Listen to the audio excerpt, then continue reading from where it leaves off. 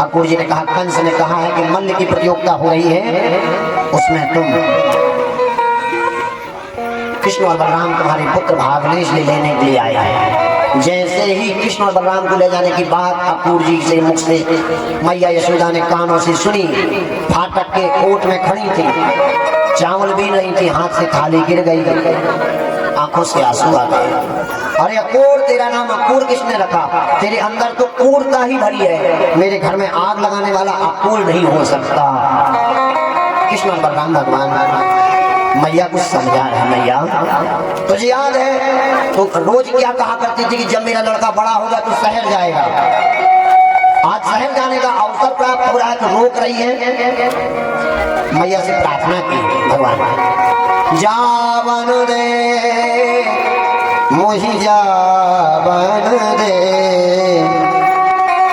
ओ मैया जावन दे मोहि जावन दे, और मथुरा मोहे घूम आवन दे, मथुरा मोहे घूम आवन दे, मथुरा मोहे आवन दे, जावन दे मोहि जावन दे, जावन दे मोहि जावन दे, और मथुरा मोहे आवन दे,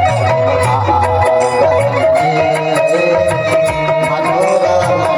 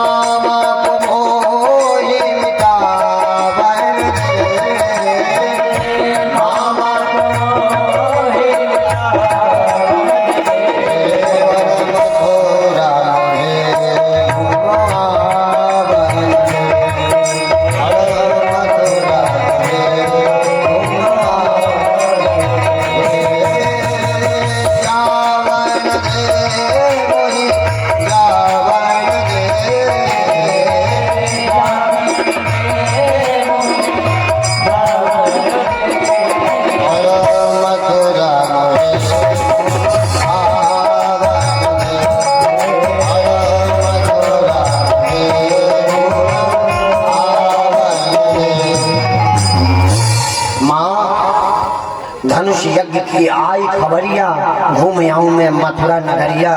जाने दे माँ, यशोदा की आंखों से अश्रुपात हो रहे हैं। अरे कन्हैया, तेरी मीठी मीठी बातें मुझे समझ में आती नहीं, बड़ा चंचल स्वभाव, घी की पूरी बनाई। गांव वालों ने कहा अकेले कृष्ण और बलराम को नहीं जाने देंगे, पीछे सारी बैलगाड़ियों को सजाओ, रथ के पीछे पीछे हम नहीं चले गए। अकूर जी के रथ पर सवार हुए भगवान श्री कृष्ण और बलराम, और पीछे पीछे मथुरा वासियों की गाड़ियां। जैसे ही रथ चलना शुरू हुआ, रास्ते में सारी गोपिकाएं लेट गई। अकूर जी ने कहा भगवान श्री कृष्ण, यहाँ से रथ चलाना मेरे बस की बात नहीं है। क्यों? कहा यहाँ सारी गोपिकाओं ने रास्ता को बंद कर लिया है। भगवान रथ से नीचे आया, समझाया तुम्हारे प्रेम के वशीभूत होकर के यदि मैं ब्रज में रह जाऊं तो जिसके लिए मेरा अवतार हुआ है, अवतार किसके लिए हुआ है? वेद व्यास जी ने लिखा ना, तवा अवतार खल निग्रहाय, मेरा अवतार खल पर निग्रह करने के लिए हुआ है, दुष्टों का विनाश करने के लिए। इसलिए मुझे जाने दो, प्रेम की डोरी में मत बांधो गोपिकाएं।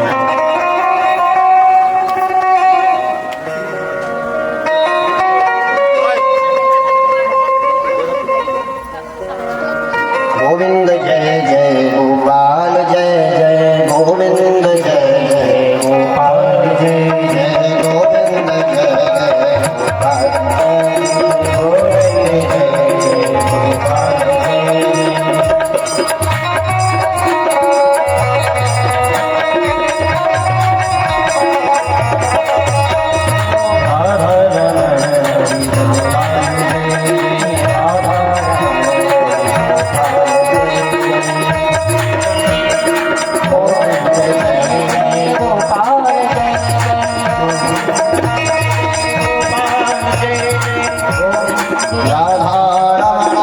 गोविंद जय जय गोपाल, वृंदावन बिहारी लाल।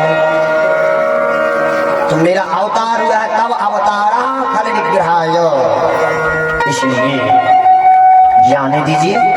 गोपिकाओं ने रास्ता छोड़ा, गोपिकाएं रो रही हैं, नंद बाबा रो रहे हैं, यशोदा मैया रो रही हैं। यशोदा की दशा को देखकर, गोपियों की दशा को देख करके अपूर जी के मन में चिंता हो गई। यदि कंस ने इन दोनों पुत्रों को मार दिया तो सारा दोष मेरे ऊपर आएगा, क्या करूं? यमुना के किनारे पर रथ को रोका, भगवान से कहा तुम रथ पर बैठो, हम थोड़ा स्नान जलपान करके आते हैं। और जो यमुना जी के अंदर प्रवेश अक्रूर जी करते हैं तो जो घटना कौशल्या जी के साथ रामचरितमानस में घट रही है, वही घटना अक्रूर जी के साथ घटी। कौन सी? यहाँ वहाँ बालक देखा, यहाँ वहाँ बालक देखा, मत भ्रम मोर देखा, मत भ्रम मोर देखा, यहाँ वहाँ बालक देखा। वही कृष्ण रथ पर सवार है, वही कृष्ण यमुना जी के अंदर है। यमुना जल से बाहर जब अक्रूर जी निकले तो कृष्ण रथ पर, और यमुना जल से अंदर जब अक्रूर जी जाए तो कृष्ण यमुना के अंदर हाथ जोड़े। महाराज ये क्या लीला है? तब भगवान ने कहा काका जी, आपके अंदर जो चल रहा है कि कृष्ण को बलराम को कंस मार देगा, मैं संसार का पालन करता हूँ, मुझे कोई मारने वाला नहीं, मैं ईश्वर हूँ। अक्रूर जी ने सुंदर श्लोकों में स्तुति की।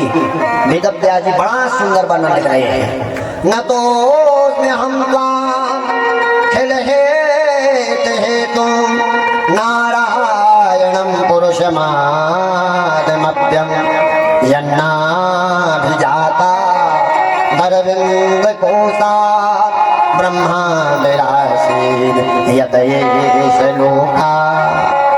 न तो उसमें हम अखिल हे तुम, हे भगवान संसार के जगत उत्पन्न करता, समन करता, आपको मेरा नतोष में हम प्रणाम है। कहा क्यों प्रणाम कर रहे हो?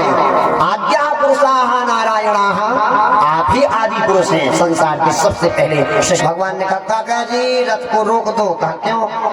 कहा हमारे बाल सखा पीछे बैलगाड़ी से आ रहे हैं, उनके साथ पहले हम नगर घूमेंगे। आज तक कभी नगर आए नहीं।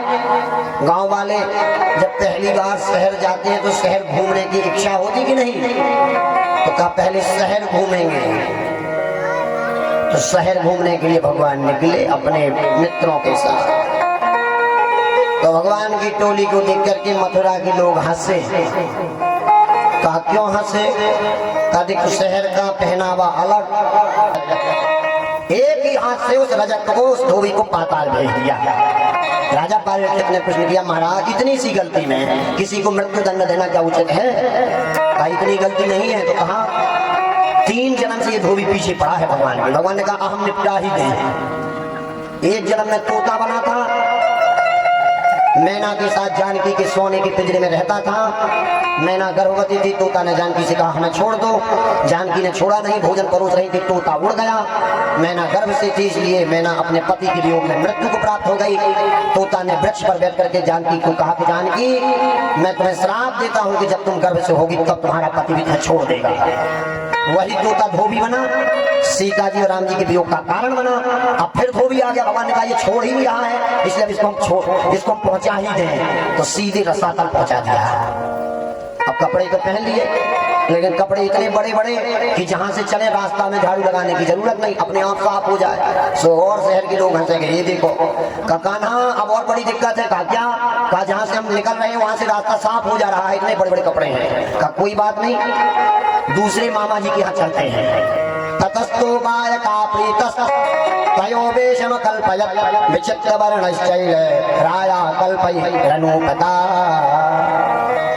दर्जी को संस्कृत में कहते हैं वैश्य कल्पता, वेश को बनाने वाला। कहा मामा जी हमारे सबके वस्त्रों को सेट कर दो। सोई तो चिल्ला करके बोला नहीं करेंगे, जाओ जाओ। कहा क्यों? बीते जन्म जन्म मोही दूर न आयो राम, आज दर्शन जो मिलो कृपा के घनश्याम। जब आप मिथिला में दूल्हा बन के आए थे तो आपकी शादी की ड्रेस मैंने सिल के रखी थी कि कहीं राम मेरी ड्रेस पहन ले, लेकिन आप हमारे दरवाजे आए नहीं। तो जन्म जन्म से आपकी प्रतीक्षा कर रहा हूँ, आज घनश्याम के रूप में आए, थोड़ा रुकिए तो आपके चेहरे को निहार तो लूं, इसके बाद कपड़ा पहना। दर्जी मामा से कपड़ा सेट करा लिए। अब कहा एक चीज की कमी और है मित्र। कहा क्या? कहा सबके गले में माला है, हमारे गले में माला नहीं है। तो कहा चलो माली मामा के यहाँ चलते हैं। ततः सुदामनो भवनम मालाकारस्य जगमतो ताम दृष्ट्वा समुत्थाय नराम शिरसा भुवि। सुदामा नाम के माली के यहाँ पहुंचे। कहा मामा एक एक माला पहना दो। मामा की आंखों से आंसू आ गए। अरे कान्हा, जब तुम मिथिला नगरी में पुष्प वाटिका में आए थे, चहुदे से पूछे मोदे माली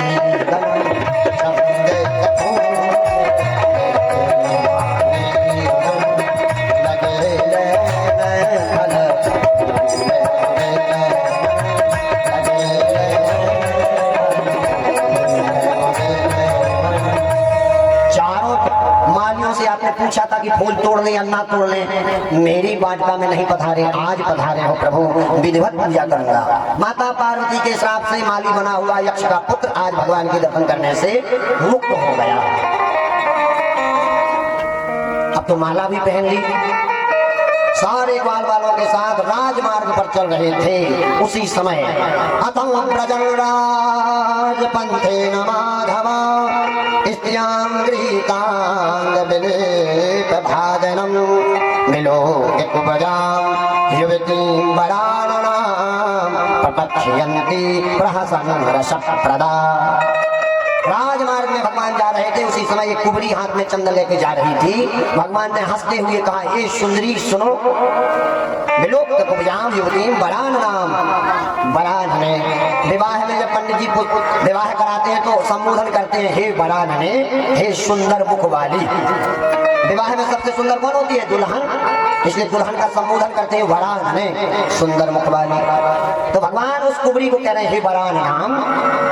तो कुबरी हंसती हुई बोली कि महाराज संसार मजाक उड़ावे तो ठीक है, लेकिन आप भगवान हैं, आप हमारा मजाक उड़ाओ। हम कुबरी, शरीर में कोड़ भाव, पीठ टेढ़ी है, कुबर निकलो। और आपका हे सुंदरी, मैं आपको सुंदर दिख रही हूँ? कहा हाँ तुम सुंदरी हो।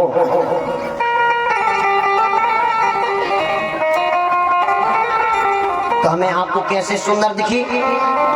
देखो माताओं की लाने जा कथा बहुत अच्छी है।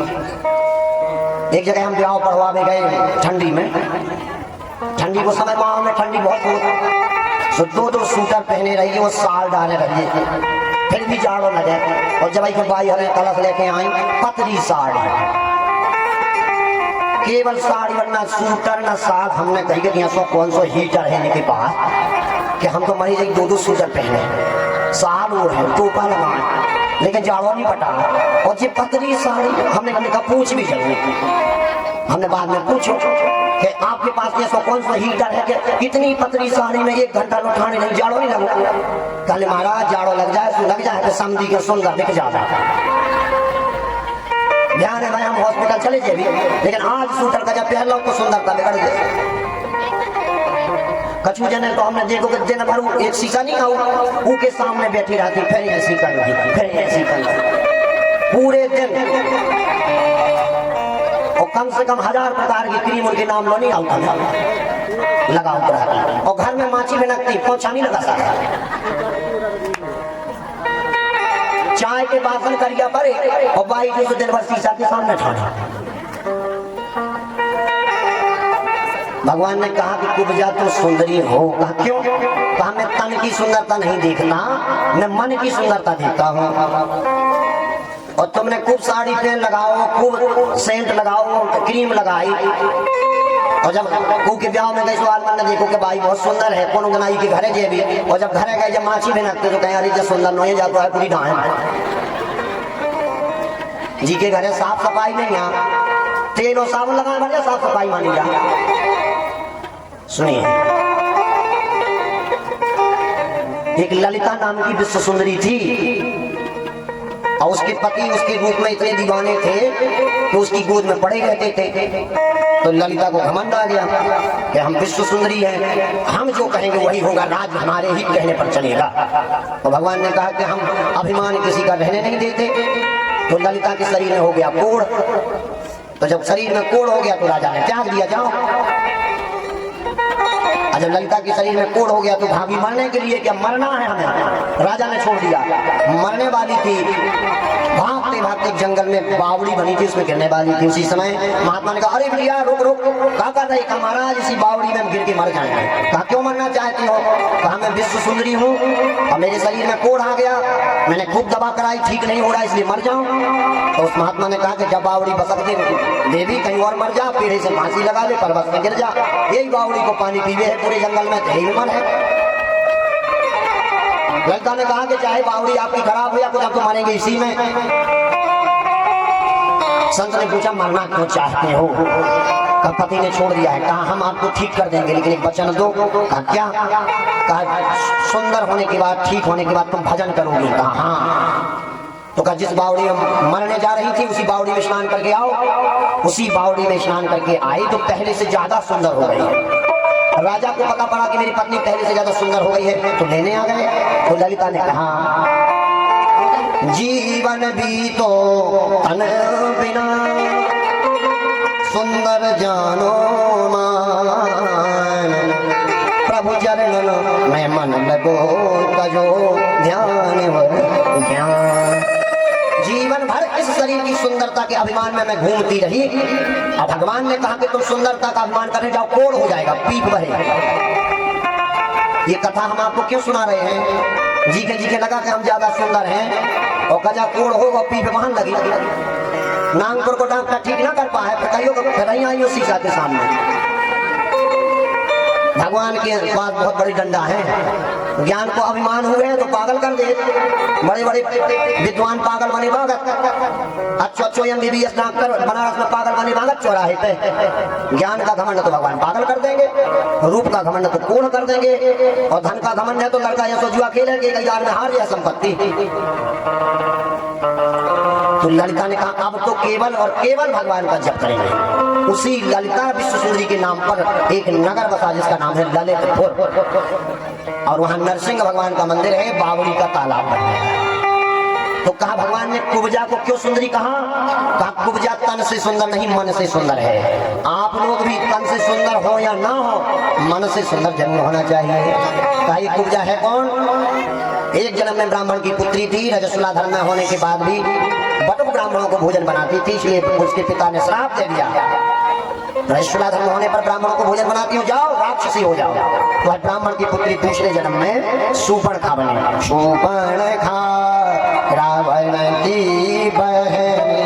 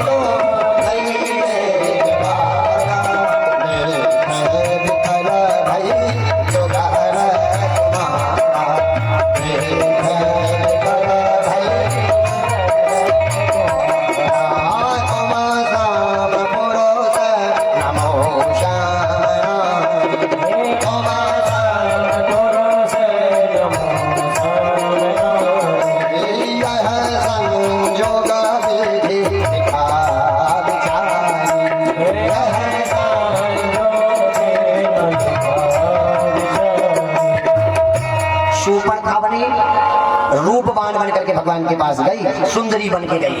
तो भगवान ने कहा जो स्त्री मेरे पास सुंदर बन के आती है उसकी हम नाक काट देते हैं। अब जिन जिनको कटवाने हो तो जाना, और जो हमारे पास कुरूप बन के आती, कुब्जा बन के आती, उसको हम सुंदर बना देते हैं। एक जन्म में नाक काट के कुरूप बनाया और दूसरे जन्म में सुंदर बना दिया। हाथ से पकड़ करके पांव को दबा करके खड़ा कर दिया, कुब्जा को, सुंदरी हो गई। दास्याम हम सुंदर कंस सम्मता मदभावितम भोजपतेरति प्रिया बिना युवाम को कुब्जा को सुंदर कर दिया। अब जिससे मंदिर में धनुष रखा था वहां भगवान श्री कृष्ण बलराम पहुंचे। वहां पहरे में लगे हुए सैनिकों से पूछा धनुष को छू लें, कहा छू लो, कहा उठा लें, तो हंसने लगे। कहीं बड़े बड़े इस धनुष को उठा नहीं पाए, बालक राम उठा लें, कहा उठा लो, उठा लिया। कहा प्रत्यंचा चढ़ा लें, कहा चढ़ा लो, प्रत्यंचा चढ़ा रहे थे, धनुष टूट गया। कंस के कानों तक आवाज गई, धनुष टूट गया। तो एक दहेज में हाथी मिला था, हाथी को मदरा पिला करके, मदमस्त करके जिस मार्ग से कृष्ण बलराम आ रहे थे उसी मार्ग में भेजा। कुबलिया पीर नाम के हाथी को कृष्ण बलराम ने एक ही प्रहार से नष्ट कर दिया और उस हाथी के दांतों को तोड़ करके अपना अस्त्र बनाया और रंगमंच में प्रवेश किया। जब उस प्रतियोगिता के मंच में भगवान ने प्रवेश किया, वहां वेदव्यास जी लिख रहे हैं कि वहां अलग अलग नजरिया लोगों का रहा। कैसा? जैसे यहाँ पर है, लाल चश्मा लगा लिया तो संसार लाल नहीं दिखा, और नीलो चश्मा लगा लो तो नीलो दिखा, और करिया चश्मा लगा लो तो संसार करिया दिखा, नहीं दिखा।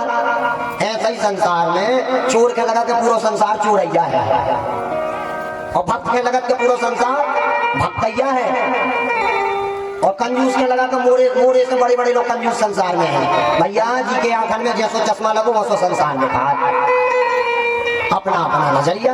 वेदव्यास जी ने लिखा मल्लानाम सचिनाम नटवरा स्त्रीणाम स्मरो मूर्तिमानम गोपानाम स्वजनो सताम क्षितिभुजाम शाश्वता स्वपित्रो शिशु। मल्लों को भगवान मल्ल दिख रहे हैं, और स्त्रियों को भगवान सुंदर दिख रहे हैं, और ग्वाल वालों को भगवान सखा दिख रहे हैं, और बूढ़े बूढ़े माता बुजुर्गों को भगवान पुत्र दिख रहे हैं। जैसा रामचरितमानस में मिथिला में हुआ ना, जाती रही भावना जैसी, जाती रही भावना जैसी, प्रभु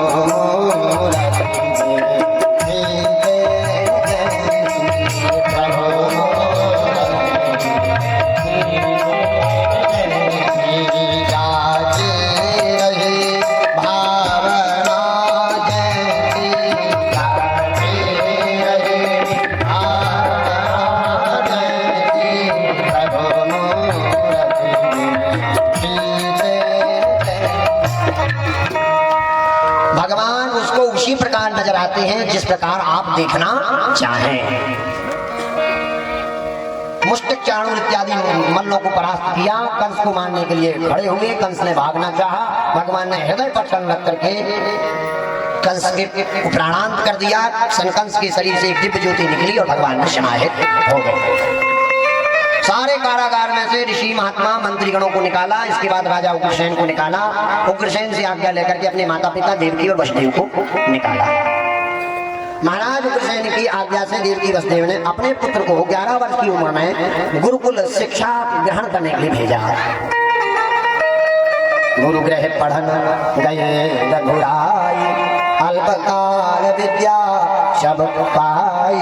उज्जैन में शांतिवन आश्रम में भगवान विद्या अध्ययन करने के लिए गए। तो आदमी जब जैसे इंदौर या लखनऊ या कहूँ पढ़वे जा तो उनके दोस्त बन जा, बनत नहीं बनत। तो भगवान के भी दोस्त बन गए सुदामा जी। अब भगवान से जो जो शांतिवन महात्मा ऋषि पूछे, अब विद्या निधि को विद्या देनी सब बता दे, सब पता है। और सुदामा जी को रोज लाठी लगे। सुदामा जी को बुरा लगे कि हम याद नहीं कर पाते, और कृष्ण कभी पढ़ता नहीं लेकिन बता देता है। आज पूरी रात सुदामा ने पढ़ा कि आज हम लाठी नहीं खाएंगे, कल कृष्ण को लाठी खिलाएंगे। भगवान ने कहा हमारे लाठी खाने से यदि हमारा मित्र प्रसन्न हो रहा है तो हम लाठी खा जाएंगे। सांदीपन महात्मा ने कहा कृष्ण खड़े हो सुनाओ। कृष्ण ने कहा आज याद नहीं है। और जो भगवान के हाथ में लाठी गली सुदामा जी उछल गए। बहुत दिन से हम ही लाठी खा रहे थे, आज कृष्ण को लगी। भगवान प्रसन्न हो गए। भगवान कहते हैं मेरे कुछ भी करने से यदि मेरा मित्र मेरे भक्त प्रसन्न होते हैं, मैं हर कुछ करने के लिए तैयार हूँ। शिक्षा ग्रहण करने के बाद भगवान ने अपने गुरु माता से और गुरु जी से पूछा क्या चाहिए आपको, गुरु दक्षिणा में मांग लीजिए। तो गुरु जी ने कहा हमें तो कुछ नहीं चाहिए, अपनी गुरु माता से पूछ लो। तो गुरु माता से पूछा आपको क्या चाहिए। तो गुरु माता ने कहा कि मैंने सुना है, मैं जानती नहीं, मैंने सुना है कि तुम भगवान का अवतार हो। यदि भगवान के अवतार हो तो मेरा एक ही पुत्र था, पता नहीं कहाँ चला गया। यदि तुम भगवान हो तो मेरे पुत्र को ले आओ। भगवान समुद्र किनारे गए, शंखासुर को मारा, पूछा कि मेरे गुरु भाई कहाँ है। कहा उसको तो हम खा गए, पेट में हड्डी है, यमलोक जाओ। यमलोक में जाके यम से पूछा कि प्राण दो। यम ने कहा हम केवल प्राण दे सकते हैं, शरीर बनाना हमारा काम नहीं। तो कहा शरीर कौन बनाता है। कहा शरीर बनाना है काम माँ का, माँ बनाती है शरीर। कहा तुम प्राण ही दो, शरीर हम बना लेंगे। प्राण ज्योति लेकर के अपनी माया से गुरुपुत्र के शरीर को बनाया। गुरुपुत्र मिहानिकं निज कर्म निबंधन आनयस्त महाराज मक्षासन पुरस्कृत। गुरु माता की इच्छा के अनुसार गुरु दक्षिणा भगवान ने दी। पुनर्दत्त को लाकर गुरुकुल से घर में आए। घर में आए तो जब से आए तब से रोना शुरू। एक कमरे में अंदर गए, वो रो रहे। देवकी माता ने पूछा बेटा गुरुकुल में क्या हो गया कि रो रहे हैं। बतावे नहीं। वसुदेव जी ने पूछा बेटा क्यों रो रहे हो। बतावे नहीं। महाराज उग्रसेन ने पूछा कि भैया रो क्यों रहे हो। बतावे नहीं। और जो लड़का बाहर पढ़ रहा हो इंदौर भोपाल या जहाँ भी, और वहां से लौट के आवे और रोता रहे और माता पिता से बतावे ना, तो माता पिता कहते इसके मित्रों को बुलाओ, शायद मित्रों को बता दे कि क्यों रो रहा है। तो देवकी वसुदेव ने भगवान के मित्र को बुलाया। ऋषीणां प्रवरो मंत्री कृष्णस्य दैता सखा शिष्यो बृहस्पति साक्षात् उद्धवो बुद्धि सत्तमा। ऋषीणां प्रवरो मंत्री, यादव के मंत्री के पद पर विराजमान बृहस्पति के शिष्य उद्धव जी महाराज जो भगवान श्री कृष्ण के मित्र हैं आए। अब पूछा अरे महाराज आप तो स्वयं भगवान के अवतार हैं, आप क्यों रो रहे हैं। तब भगवान ने उद्धव जी से बताया मोहि ब्रज बेस रत्ना,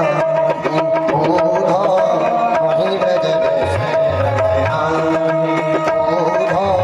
मोहि ब्रज बेस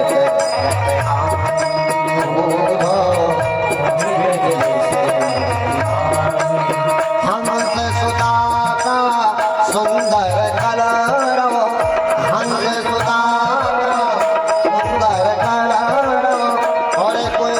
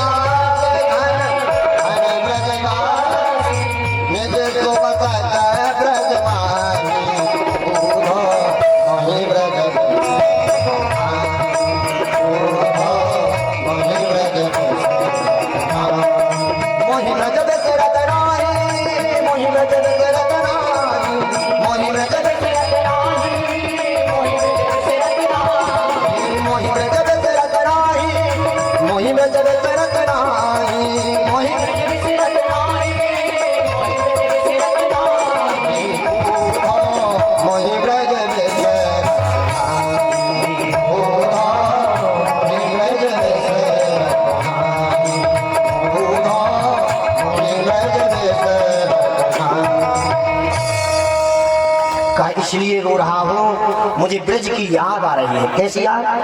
प्रात समय माता जसमती अरु नंद अति हित खवावा। जैसे ही सुबह सुबह होती थी माता जसमती आ जाती, लाला कुछ खा लो।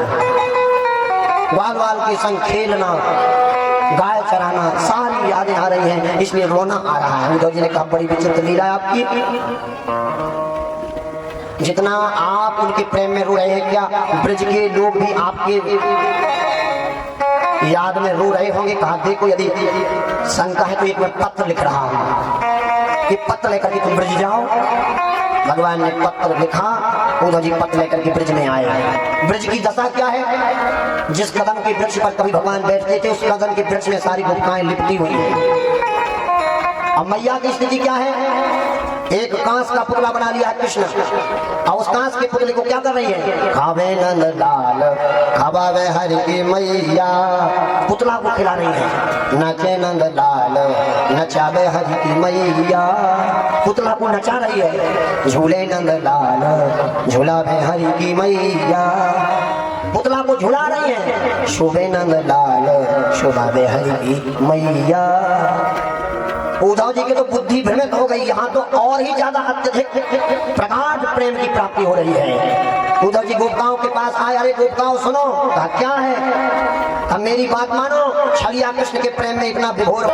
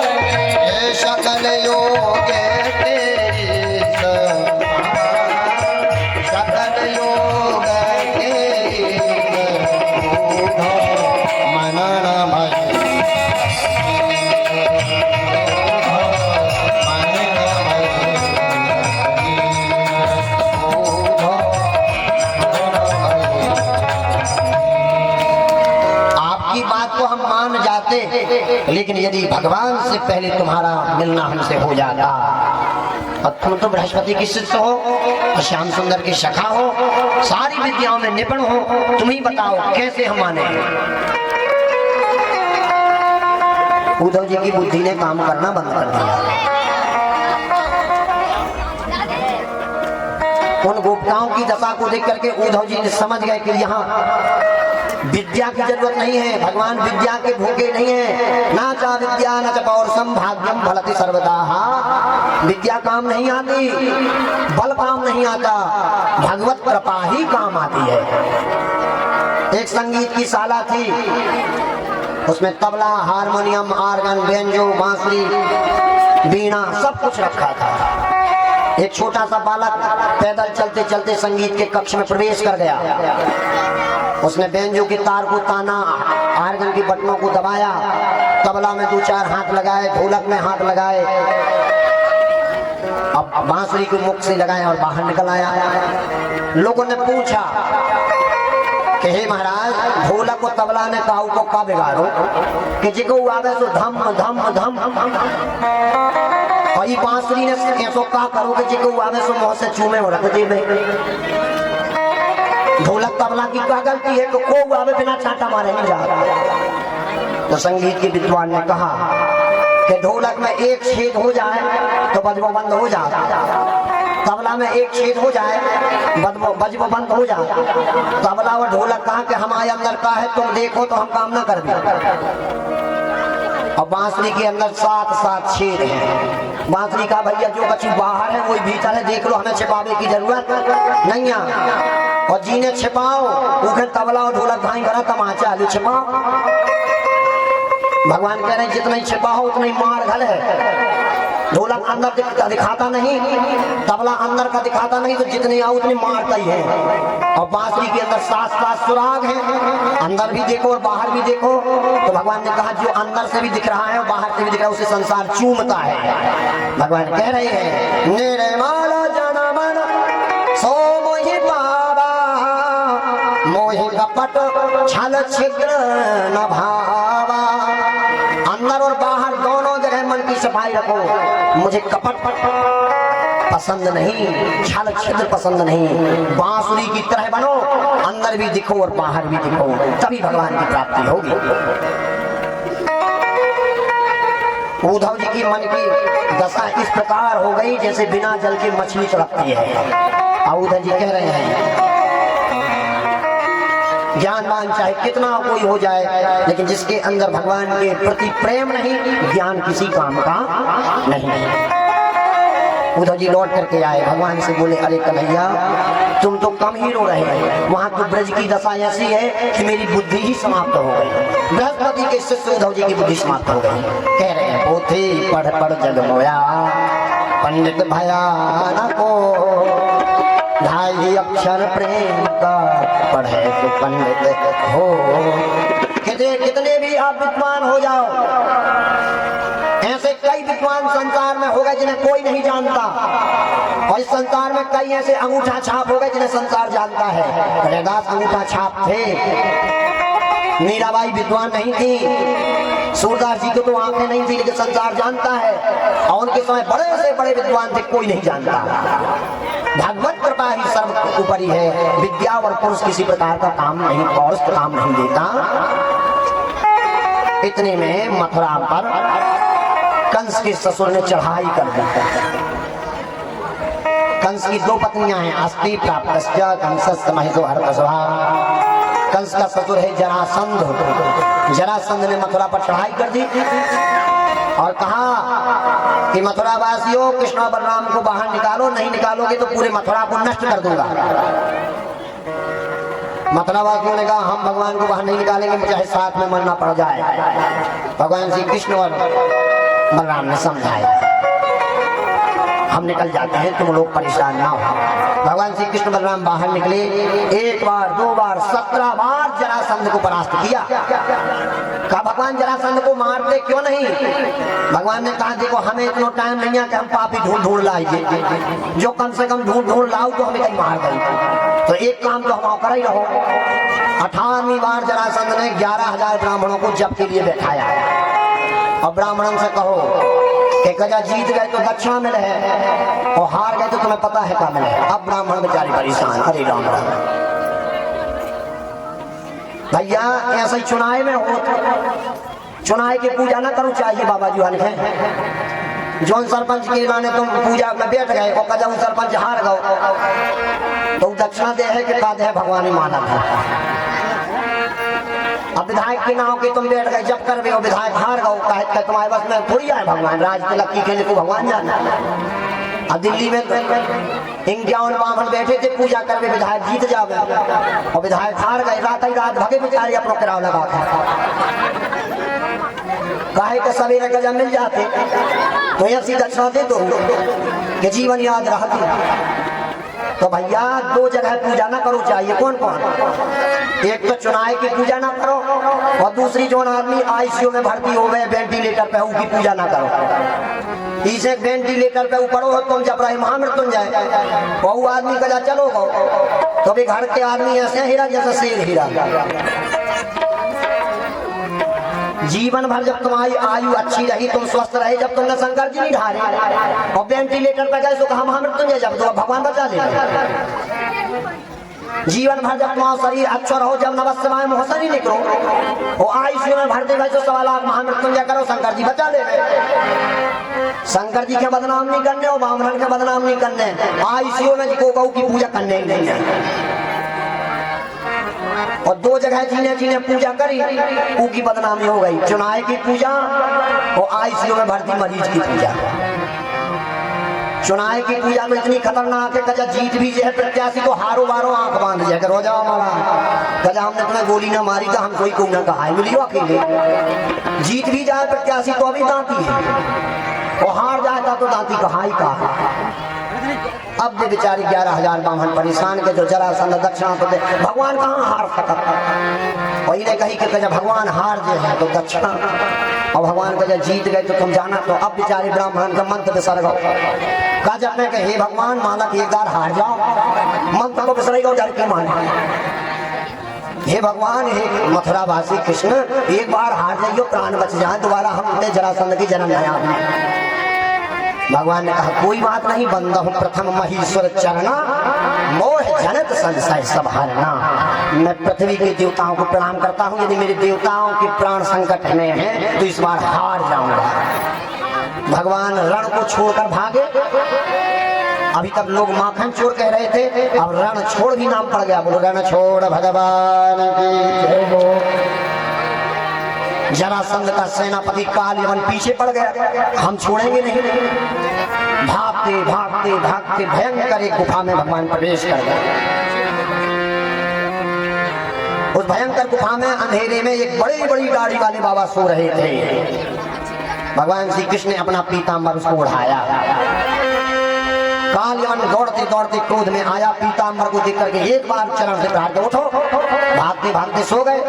2 बार 3 बार, तीसरी बार बाबा जी की आंखें खुली। आंखें खुलते ही आंखों से भयंकर अग्नि निकली और काल यवन नष्ट हो गया। ये महाराज कौन? कहा महाराज इक्ष्वाकु के पुत्र मुचकुंद। इक्तस्तम प्रणम्याह मुचकुंद मुदान्वितो ज्ञात्वा नारायणं देवं गर्गवाक्यमनुस्मरन्। मुचकुंद की आंखें खुली तो सामने काल यवन था, नष्ट हो गया। काल यवन के नष्ट होने के बाद भगवान श्री कृष्ण सामने खड़े हैं। भगवान श्री कृष्ण की सुंदर श्लोकों में स्तुति की भगवान राजा मुचकुंद ने।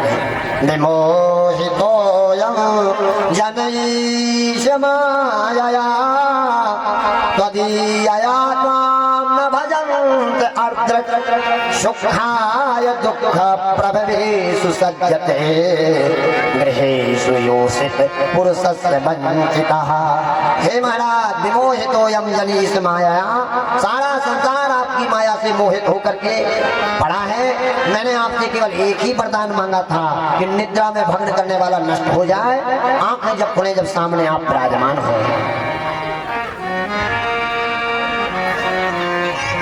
महाराज मुचकुंद को सुंदर स्थान प्राप्त कराया और जाकर के समुद्र के किनारे एक सुंदर नगरी बसाई जिसका नाम हुआ द्वारिका। बोल द्वारकाधीश भगवान की। अब रिश्ता वाले आने लगे भगवान के, तो भगवान ने कही कि जी बलदाऊ भैया तो करें शादी, जब हमारा नंबर आवे, हमें तो बड़ो शौक क्या है शादी करने को, लेकिन ये दाऊ भैया शादी कर ले। तो बलराम जी से भगवान ने कहा भैया आप विवाह कर लो। कहा हमें विवाह नहीं करना। कहा कर लो मालिक, हमारा नंबर आ जाए। तो महाराज रेवत की पुत्री रेवती से बलदाऊ जी का विवाह हो रहा है। त्रेता में जन्म हुआ था रेवती, इसलिए 16 हाथ की थी। अब द्वापर में जन्म हुआ था बलराम का, इसलिए 9 हाथ की थे। तो जब भावने पड़ रही थी तब साली हंसने लगी कि जीजा जी इतने से, दीदी हमारी इतनी बड़ी। तो बलराम ने हल लेकर के देवती के कंधे पर रखा, अपने से छोटा कर लिया। लो अब तुम्हारी दीदी हमसे छोटी हुई नहीं। इसके बाद राजा से भीष्म को नाम विदर्भाधिपतिर महान तस्य पंचा भवन पुत्रा कन्यका जबरानना। कुंडलपुर के राजा महाराज भीष्म, उनके 5 पुत्र हैं और एक पुत्री है जिसका नाम है रुक्मणी। रुक्मणी के भाई का नाम है रुक्मी। रुक्मी ने अपनी बहन रुक्मणी का विवाह शिशुपाल के साथ तय किया।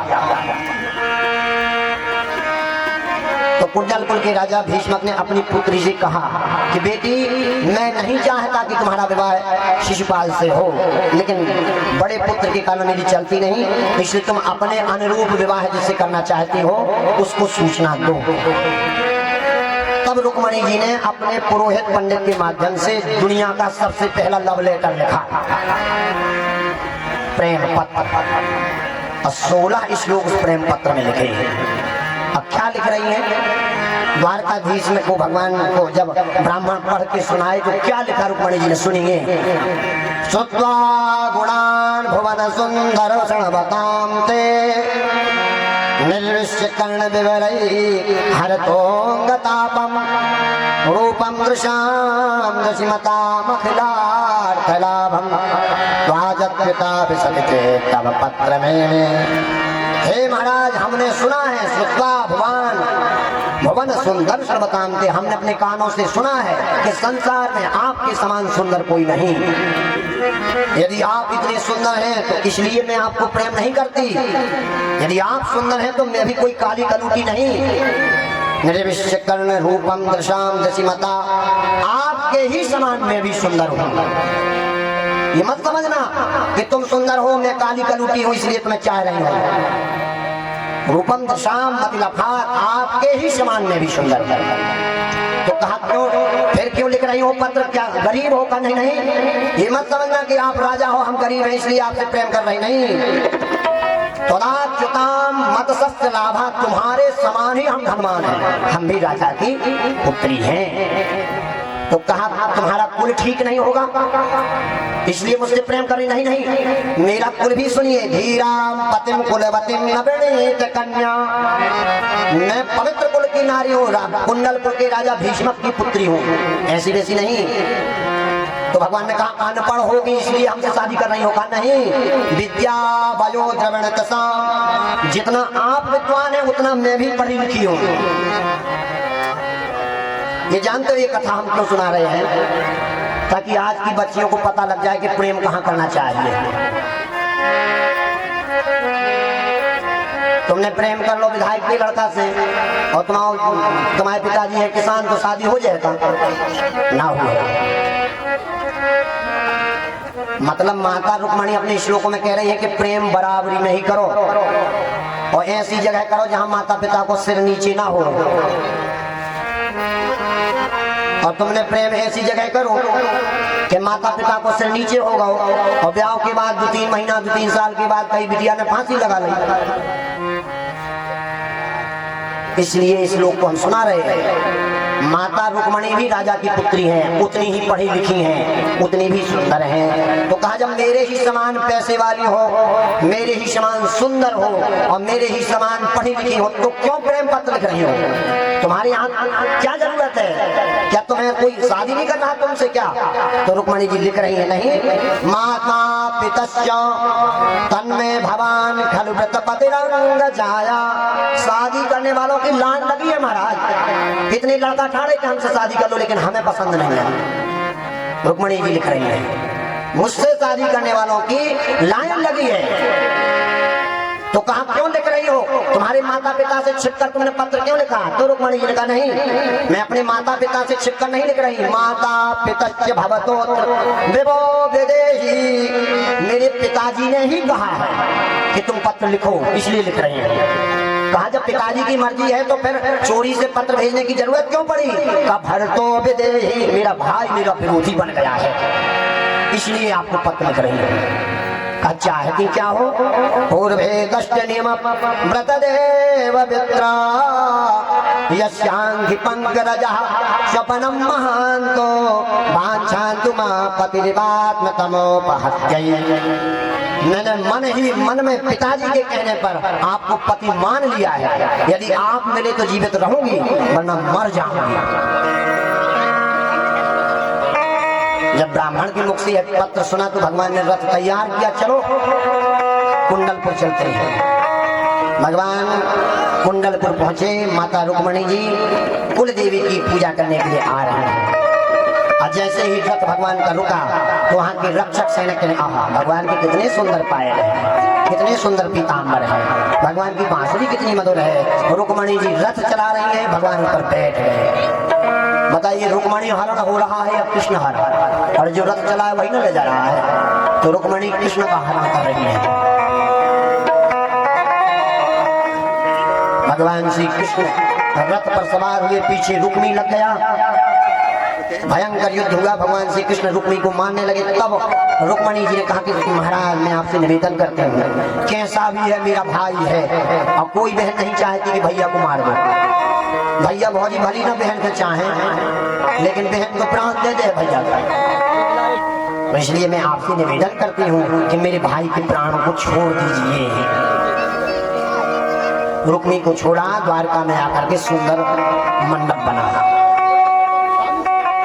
और सुंदर मंडप के नीचे बड़े से बड़े दिव्य महात्मा पधारे, देवता पधारे। विवाह 8 प्रकार के होते हैं, ब्राह्मण विवाह, आर्ष विवाह, शास्त्र विवाह, वैदिक विवाह, गांधर्व विवाह, पाश्चात्य विवाह। तो ये वैदिक विवाह होने जा रहा है, वैदिक विवाह। वैदिक विवाह की विशेषता क्या है? कहा मंत्रों के सहित, स्वजनों की सहित जो विवाह किया जाए वो वैदिक विवाह है। द्वारिका में ही विवाह हो रहा है। मंडप छाया, देवता रूप धारण करके आए। विवाह की विधि के लिए तैयार हो रही है माता रुक्मणी जी, भगवान भी दूल्हा बने। अब विवाह की प्रक्रिया शुरू हो रही है। अब मंडप सुंदर सुंदर सजाया गया। आइए मंडप में प्रवेश करें। हरे बांस मंडप छाए, रुक्मणी ब्याहन श्याम आए। हरे बांस मंडप छाए, रुक्मणी ब्याहन श्याम आए।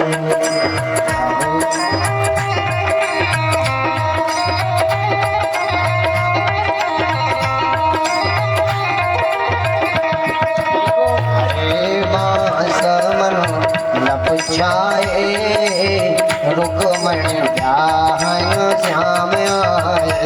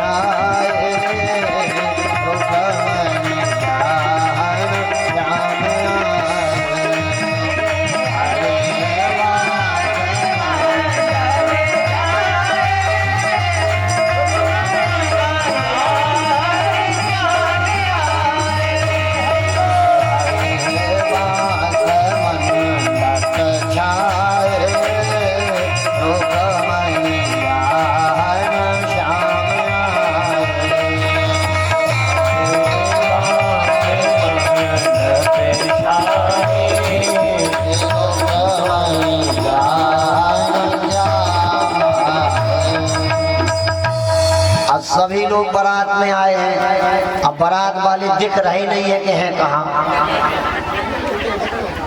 कौन है भैया बारात वाले? बारात वाले धूमधाम से नाचते हुए नहाते हैं। आइए बारात में चले। चलो। दूल्हा बने हैं नंदलाल, दूल्हा बने हैं नंदलाल के जोड़ी का जवाब नहीं। दूल्हा बने हैं नंदलाल, दोनों हाथ उठा के और तालियां बजाइए। दूल्हा बने हैं नंदलाल